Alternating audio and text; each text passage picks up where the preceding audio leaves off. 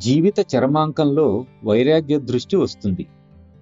కానీ అది నిజమైన వైరాగ్యం కాదు.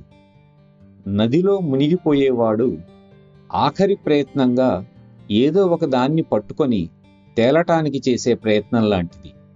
ఇది శరణాగతి కాదు, వైరాగ్యం కాదు.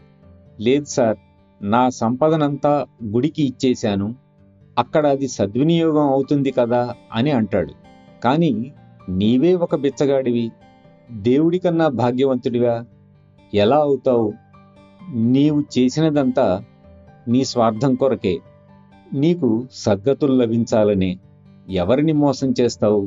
కాబట్టి వీటన్నిటికీ అతీతంగా ఎదగండి. మీ ప్రవర్తన దైవం గర్వపడేలా ఉండాలి. ఆయన మిమ్మల్ని ఆశీర్వదించుగాక.